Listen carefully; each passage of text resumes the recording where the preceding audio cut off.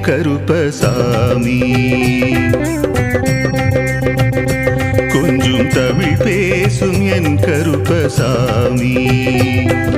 அறிவு திறவுகோலை வாரம் இருமுறை ஞானம் கேட்க வைத்த ஐயனே. வியாழன் வெள்ளியிலே வெள்ளி முளைத்தது போல் கீதை போல உந்தன் வேதமே.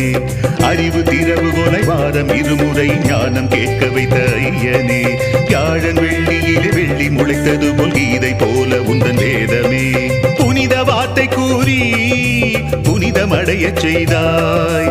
புலன்கள் யாவும் இணைந்தே கேட்கும்படியே வைத்தார். கொஞ்சம் தமிழ் பேசும் என் கருப்பசாமி.